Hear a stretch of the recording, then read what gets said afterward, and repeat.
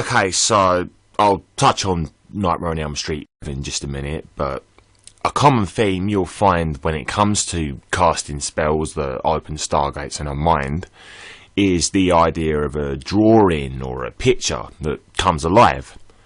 Eminem has used this a couple of times, like in the Forgot About Dre video, and I already showed you the Stargate spell in that video in my Appledore series. But before that, there's a man reading a magazine that has a picture of Eminem in it. Then all of a sudden the picture comes alive. Then in the Toy Soldiers video, there are two kids reading a book that comes alive. After this, you see Eminem's friend Proof getting shot and dying. A year later, this actually happened. So the spell manifested that reality, or at least helped to. So it's the descent of spirit into matter, symbolised by the flaming sword, the cornucopia, or the cube, pyramid, stargate. Again, it's the idea of a drawing or a picture coming alive, which acts as a sort of a trigger that prepares the mind for the Stargate spell. Now, I'm guessing I don't really need to tell you what that is on the floor. Clearly, it's the checkered Stargate. If you're honest, I think you will agree there's no reason for that to be there, in the context of the film's story. The robot arm could indicate the coming of the technocratic age, this whole idea of machines replacing human beings, and humans becoming more machine-like, both spiritually and physically, kind of like Darth Vader. They often represent the old man, and that's us, with mannequins. And these mannequins are sacrificed or replaced by the new man, who is transhuman. Here you can see Beyonce's robot arm, and this robot arm has a lot to do with the film Metropolis, which we're going to look at later on. Ultimately, transhumanism is the elite's idea of illumination, which is to say, is alchemy. The fact of the matter is, it is a simulation, ball style. And images like this, and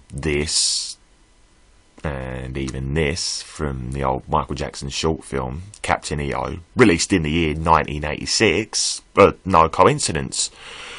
Returning to A Nightmare on Elm Street Part 4, notice how the Stargate spell begins with the writing from the girl's textbook coming to life. So there's the trigger, followed by the robot arm that grabs the girl. Then the camera pans out from above, revealing that the girl is in the middle of the 0 point of the checkered Stargate. In the very next shot, we have this apple. So in other words, they're confirming that this is the Appledore. Shortly after, Freddy kills the girl right in the middle of the 0 point of the Stargate. So in other words, this is a sacrifice on the checkered Stargate, right underneath our noses. This is a song of quite some interest to me. I'm pretty certain that this is the Antichrist consciousness that I talked about in Appledore, using, to a certain extent, the language of Greek mythology to present itself. And like I said, this is done to gain our consent. So here are the lyrics. We're going to go through some of this and try and decode it. Okay, so to start with, we have the lines, "Fear me, you Lord and Lady preachers, I descend upon your earth from the skies. I command your very souls, you unbelievers, bring before me what is mine, the 7 seas of rye." What I think is key here is that this thing is telling you what it is straight off the bat. I command your very souls, you unbelievers.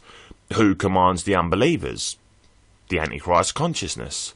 Like it says in the Islamic holy book Hadith, in reference to the Dajjal, or the Antichrist. Only the believers will be able to read the words kafir inscribed in bold letters on his forehead, and kafir means unbeliever. As I explained in Appledore, possession by the Antichrist consciousness happens via the third eye. This is why it says the Dajjal will have kafir on his forehead, which is the place that the third eye is always depicted. What it actually means is that those under the possession of the Antichrist consciousness will be so via their third eye. And the third eye is activated via the 7 chakras, otherwise known as the 7 veils of Isis, which is why the very next line in the song is "Take before me what is mine, the 7 seas of Rye." The 7 seas are the 7 chakras, which are the vibratory levels of your soul. The same thing applies in the rhythmic song Sweet Dreams, where you hear the lines "travelled the world and the 7 seas," and then the blue anti-world is shown through the third eye. So, when the Antichrist consciousness says, "Take before me what is mine, the 7 seas of Rye," it is saying that certain people's souls, the unbelievers, belong to it, and it is taking them all to be one with itself. I believe it calls them the 7 seas of Rye because the sister and the wife of Kronos was Rhea, the mother goddess, which, by the way, is why Rihanna, Anna being Anu, the Sumerian god, made the song Umbrella with Jay-Z, aka the Rain Man, who is the father Rain, otherwise known as Kronos, who is Saturn. Rhea, the wife and sister of Saturn, is a mother goddess who, like Isis, has 7 veils. Since Isis and Rhea mean the same thing, you can say the 7 veils of Rhea, which is simply changed to the 7 seas of Rye. It's speculative, but it seems to make sense. The next part of the song states, "Can you hear me, you peers and privy councillors? I'll stand before you naked to the eye. I will destroy any man who dares abuse my trust. I swear that you'll be mine, the 7 seas of Rye." This part is aimed at those in on it, the privy councillors, aka the elites, and it threatens to destroy anyone who steps out of line and reveals the hidden agenda. That's why it says privy councillors. Privy means sharing in hidden or occult knowledge. The song continues, "Sister, I live and lie for you. Mister, do I die? You are mine, I possess you, belong to you forever." I think the implications here are pretty much obvious. Then it goes on. "Storm the master marathon, I'll fly through. By flash and thunder fire, I'll survive. Then I'll defy the laws of nature and come out alive. And then I'll get you." This basically seems to be a show of confidence on the part of the Antichrist consciousness, that it can get the job done, that it will win despite those opposed to it, and then it will get us. It continues, "Be gone with you, you shod and shady senators. Give out the good, leave out the bad, evil cries." Okay, so in the eyes of the Antichrist, I would imagine that anybody not towing the line or in on the agenda would, in its eyes, be considered shod and shoddy, because they're not privy to the plan. And the last part of the song says, "I challenge the mighty Titan and his troubadours, and with a smile, I'll take you to the 7 seas of Rye." Well, it could be argued that this refers to the Titans in reference to Zeus and the Olympians in their battle against Kronos and the Titans. The previous line referring to flash and thunder seems to allude to that, as Zeus is god of thunder and lightning. However, this would be self-defeating, as Saturn is the dark side, and it is the dark side that commands the unbelievers.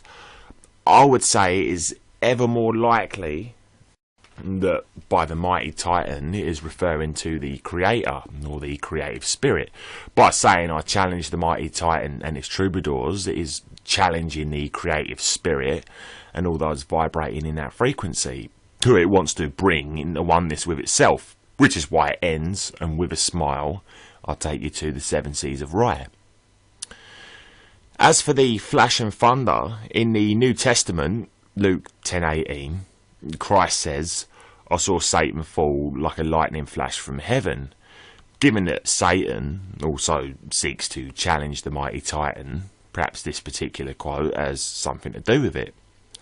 It's also noteworthy that the flaming sword, or the way of the lightning on the tree of life, means from spirit into matter. An outside spiritual force or an entity coming through the third eye or the stargate into the 7 chakras, in other words, the 7 seas of Rye. Now, check out what Freddie Mercury is wearing in the 7 seas of Rye video. there's clearly something esoteric in operation here. Here is David Bowie sporting the lightning flash, who, by the way, is well acquainted with the Kabbalah and with Aleister Crowley, and has a song about Crowley and the Golden Dawn. Here's Barack Obama with the lightning flash. If you follow the work of Michael Tessarian, you'll be aware that the roots of what the elite practice lies in Atonism, with Atonism and the cult of Aten or Atom. Basically, the cult of Aten is where the elites of today have their roots, and the fraternities like Freemasonry, etc., are all in truth Atonists. The eye on the chief cornerstone is that of Aten, and based on logic and intuition, we can conclude that these people are in tune with the dark side of illumination, the demonic, if you will. Their god can be called Aten just as accurately as it can be called Adonai, Lucifer, Baphomet, because in the end they are all references to the collective consciousness, which is a dualistic or binary consciousness in nature, i.e. the good and the evil, and the male and the female. They see it as an equation that needs to be balanced, both the yin and the yang, and they take it upon themselves to do this, using us. So in essence, as far as they're concerned, they're gods. The number for our androgynous collective consciousness is 10. In fact, Aten literally means 10, and is a sun god, hence 10 Downing Street, with its sun symbolism on the door. Lucifer and Aten are one and the same, as evidenced once again in Luke 10:18, where Jesus said, "I watched Lucifer fall from heaven like a flash of lightning." Now, this is really a Kabbalistic reference, as the lightning refers to the descent of light through the 10 Sephirah on the tree of life. So from 10 to 1. The number 1 is 01 when portrayed correctly, because it comes from nothing and it returns to nothing. So when started from 1 and ended at 10, you get 0110. Also worth mentioning is the fact that binary code uses only zeros and ones. So of course 9 looks like a 1 attempting to return back to a 0. The next number would be 10, and this represents the cycle coming full circle from 01 to 10, which explains why 11 is the next number and the master vibration, because numerologically 0110 equals 11. This explains why 9/11 happened in 01. From 9 to 11 represents the cycle coming full circle back to 01, or you could say back to square one. Now, Aten, the androgynous or hermaphroditic god, ruled over a pantheon of gods called the Nine, which is due to the fact that he was 10, or the 10th Sephirah, and was worshipped, or perhaps one and the same, as the Egyptian pharaoh Akhenaten, who is portrayed as hermaphroditic in nature for this reason. Basically, Akhenaten and Aten were one and the same. The lightning flash, or Lucifer falling from heaven, like a lightning flash, is Aten. So Lucifer and Aten are interchangeable. Akhenaten, whose cult of Aten spawned the elite fraternities of today, worshipped, or was at one with, the dark side of illumination, or Lucifer. This is what Atonism is. They serve the dark side of the sun, or of light, Antichrist consciousness. So, bearing all this in mind, look at who became President of the United States after 9/11 had happened under Bush. All credit goes to Freeman for bringing this to the forefront. Barak in Hebrew is lightning, O is from, and Obama means the heavens. So Barack Obama literally means lightning from the heavens. Here's Lady Gaga, who in her manifesto of Little Monsters states that it is their prolific nature, her fans that is, the Little Monsters, that both creates and procures what will later be perceived as the kingdom. Interesting, considering that the kingdom refers to oneness with the Antichrist consciousness. Now, Lady Gaga took her name from the Queen song Radio Gaga, The video to this song contains imagery from the Fritz Lang 1927 film Metropolis. This film is set in a dystopian nightmare future where there is a ruling class called the managers and a slave class called the workers. In this autocratic society, the ruler operates from a building called the New Tower of Babel. If you watched Appledore, you will know that the Tower of Babel refers to the middle pillar on the Tree of Life. In other words, activation of our 7 chakras via the rising of the Kundalini in order to open the third eye. You'll also be aware that the Antichrist seeks to rule from the pinnacle of the tower, aka the third eye. So this is all metaphorical in that it symbolises oneness with the Antichrist consciousness. In other words, the kingdom. The film features an insane genius who builds a robot that can be made in the image of any human being. Notice the inverted pentagram. What I believe this really alludes to is transhumanism and soul transfer from human to machine. While that may not necessarily be consistent with the film in terms of the plot, the imagery of the human melding with the machine certainly conveys this subliminally. And if you understand that films are designed specifically for this purpose, then it is easy to see that such imagery is seeding our subconscious with the transhumanist theme. So this film is the intended future of the Antichrist, as the series The Industry so accurately conveyed.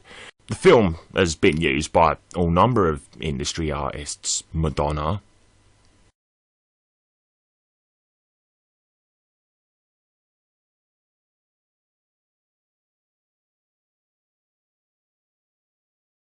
Beyonce,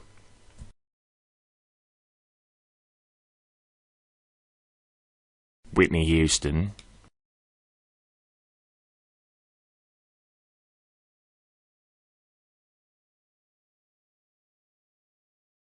Lady Gaga,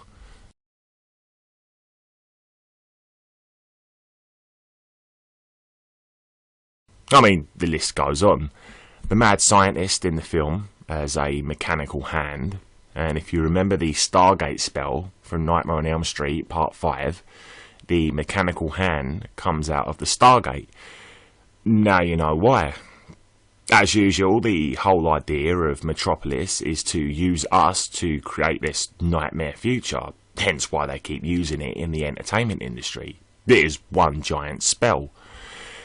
Now, returning to the Radio Gaga video, we can decode this quite easily. To begin with, we have a pyramid shadow. Fair enough, no big deal, but noteworthy is the blackness that engulfs it. There is various imagery from the film Metropolis of the workers in their regimented existence. All is black and white until a family is shown and colour sets in. The family are wearing bizarre masks of some kind. And if you're familiar with Jeff Grubb's notion of dark ecstasy, this imagery is indicative of that. Queen is shown flying around Metropolis, once again in black and white, and the Tower of Babel is shown. In the next scene, colour is restored. Freddie Mercury is wearing red and black, in a completely white environment. The combination of these 3 colours, red, white and black, is a common theme in Satanism. However, this combination predates Satanism, the traditional yin to Christianity's yang sense of the word.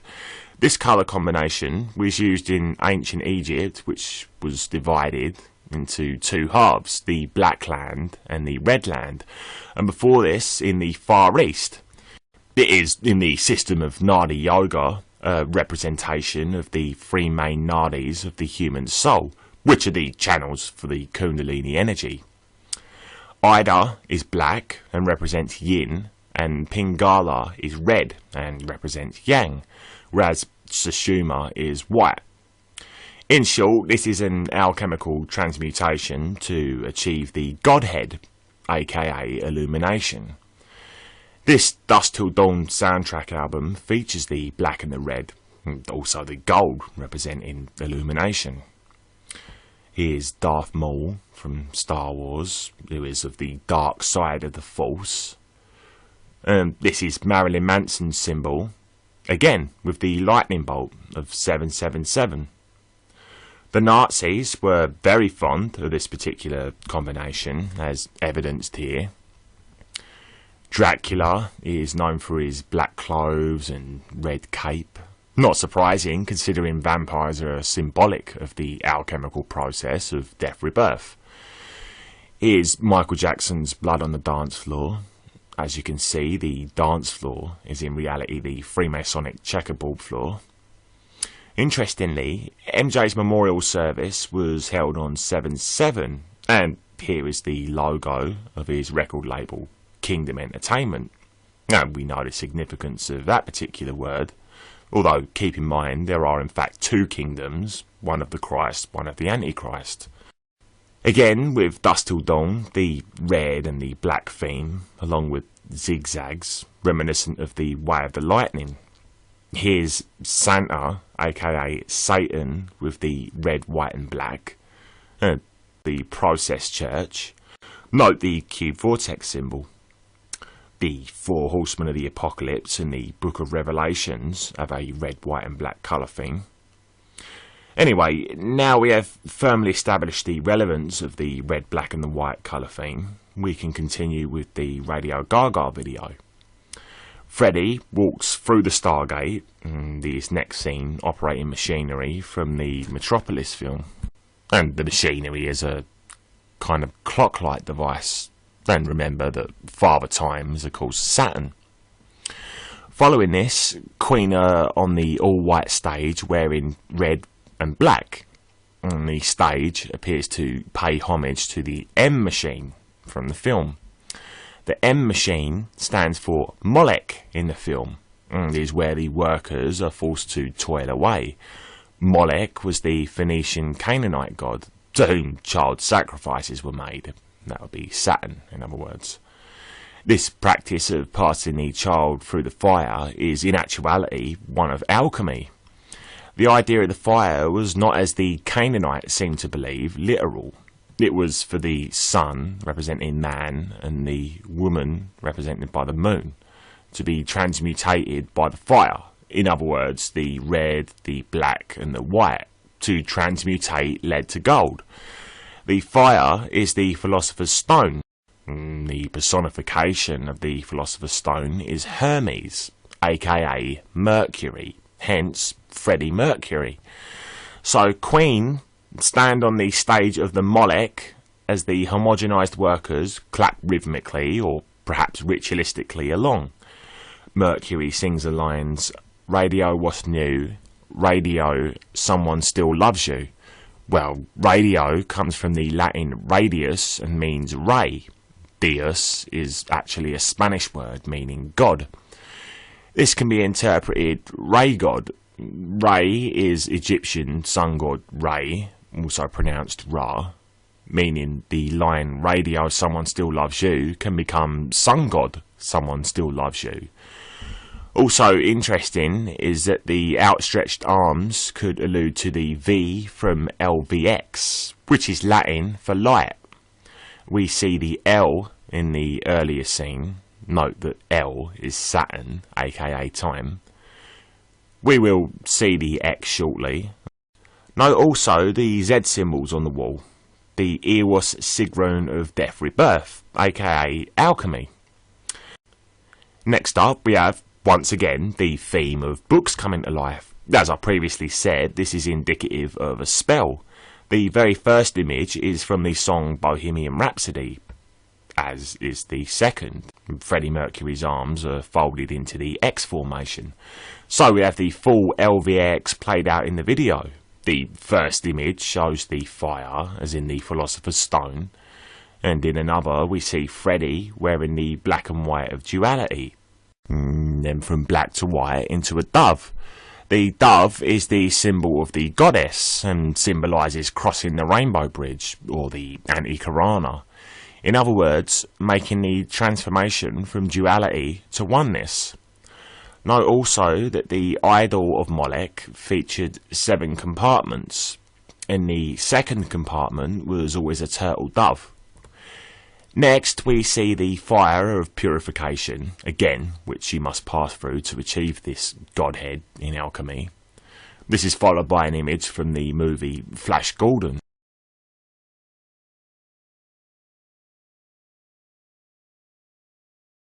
for which Queen recorded the song Flash.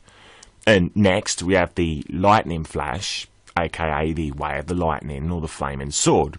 Continuing on, much the same imagery is flashed again in much quicker succession, including a few added images of Mercury forming the L on the clock again, as well as the X. Following this, we have the line, "You add the time, you add the power, you've yet to have your finest hour, radio." The time and the power is held in this dimension by Saturn. It is likely that the sun god referred to is therefore the black sun, Saturn. The radio, shown in the video, then emanates light, to confirm that it does indeed represent the sun god. Here we see the transhumanist ideal of merging man and machine together. This is the agenda of the Antichrist consciousness. And we don't have to call it that, we can call it the psychopathic consciousness, if you like, or the ego consciousness. Whatever the name, that is what it has in store for those who go through this alchemical transmutation and merge with it, or become at one with it. Which is why you see Freddie Mercury merging with the robot. Once again, after this, there is a scene where a giant wall cracks open in the form of a lightning bolt, in the midst of some kind of calamity that appears to be unfolding, and then it ends with the words, "Thanks to Metropolis." I thought it worth mentioning that in this Nickelodeon picture there is the lightning bolt, but to break the word down, Nick could be the red, white and black wearing Saint Nick, aka Santa, who is Saturn. L is obviously Saturn, and Odeon would likely be Odin, aka the black sun, Saturn. So it literally translates as Saturn, Saturn, Saturn. Considering Saturn is the sixth planet from the sun, you could translate that as 666. Getting back to Queen, I find this album cover particularly disturbing. Here we have a giant robot of some kind holding within its hand dead human beings, possible sacrifices. The robot has blood on its other hand, which appears to be the blood of the dead man, which is in his right hand. It would seem this ominous depiction alludes to the transhumanist agenda. So many stars within the entertainment and music industry are proselytising to the masses, in an albeit symbolic fashion. Here's the album cover for a kind of magic, and we have our old friends the blue beings making their return. Anti-world or antichrist consciousness represented by the blue or the negative image, the polar opposite. This theme shows up again in the video for One Vision, giving us a clue about whose one vision that might be. Keeping in mind the one world order and the new age one world religion that is in the Antichrist pipeworks, I find these lyrics interesting to say the least. One man, one goal, one mission, one heart, one soul, just one solution, one flash of light, one God, one vision. Remember, Lucifer is the flash of light and the lightning from heaven. One flesh, one bone, one true religion, one voice, one hope, one real decision. No wrong, no right. I'm going to tell you there's no black and no white. Okay, so considering this is exactly what this Antichrist consciousness wants for us, to leave the black and the white area and become at one with it, this makes perfect sense. No blood, no stain, all we need is one worldwide vision, one flesh, one bone, one true religion, and it basically carries on with the same theme throughout the song. Now, this is not the only Queen song with the one world theme. It's important to note that this song, A Kind of Magic, was written for the film Highlander, which is about immortals and was promoted with the tagline, "There can be only one." Story short, in the film Highlander, the idea is that all the immortals are competing for what they call the prize, which essentially means that the one surviving immortal will become at one with the universe. So, in other words, illumination. Now, getting back to a kind of magic, naturally the lyrics of the song are going to reflect the theme of the film. However, the multidimensionality of consciousness is not to be written off. The face value interpretation of the song and the subconscious meaning of the song are, although different, paradoxically both true. That is to say, that, like with most songs or films containing a hidden level of meaning, the artist may write the song with no hidden intent, but the forces working through that artist will layer the song with a hidden meaning that the artist is unaware of. That is not to say that all of the artists are uncognizant of the hidden meaning, but many are, and remain just as blind to that fact as their listeners, having no idea that the song has been placed in their mind by something that has an agenda. As far as who is aware and who is not, I'll leave that up to you to decide. But that being said, here are some of the lyrics from A Kind of Magic worth highlighting. One dream, one soul, one prize, one goal, one golden glance of what should be, one shaft of light that shows the way. No mortal man can win this day. The bell that rings inside your mind is challenging the doors of time. The waiting seems eternity, the day will dawn of sanity. Is this a kind of magic? There can be only one. This rage that lasts 1,000 years will soon be done. This flame that burns inside of me, I'm hearing secret harmonies. Okay, so again, the theme of oneness and a new dawn. One soul, one shaft of light that shows the way, are reoccurring. It's axiomatic. No mortal man can win this day. Yeah, because our dualistic collective consciousness is fighting a bipolar war through us. Christ, our natural consciousness, versus its polar opposite that wants to override that natural state and bring us into oneness with it eternally. Again, it's the 9, the number of wholeness, completion and immortality, and the 11, which is the number of both Christ and Antichrist consciousness. From duality to oneness, no more black and white.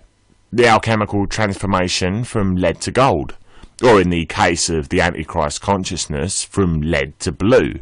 Which is why in the video to the song, Freddie uses magic to alchemically transmutate the tramps into band members, while wearing the black and red cape, and a bunch of blue beings show up. Now, this is a symbol used by Queen on a few of their albums, the winged or feathered serpent. This could also be some variation of the death rebirth phoenix bird, since it appears to have risen from the fire, meaning that it is in fact Quetzalcoatl, the winged serpent, and the winged serpent sits on the letter Q, as if to confirm this fact. Within the Q sits a crown, not only a symbol of Saturn, but of Kepha, the Kabbalistic tree of life. Kepha, the 10th Sephirah, is interchangeable with Malkuth, the first Sephirah. This again relates to the 9 being the last number before the cycle returns to 01, and 10 is of course 01 numerologically. Kepha and Malkuth are on the middle pillar, aka Solomon's Temple, polarity. And going from Kepha down to Malkuth is of course the way of the lightning, or the flaming sword, the 777. So it is the Antichrist consciousness entering Solomon's Temple to sit at the pinnacle, which is exactly where Quetzalcoatl was sitting on the cover of Seven Seas of Rye, meaning he is at the pinnacle of the Seven Seas of Rye, in other words, the 7 chakras, or Solomon's Temple.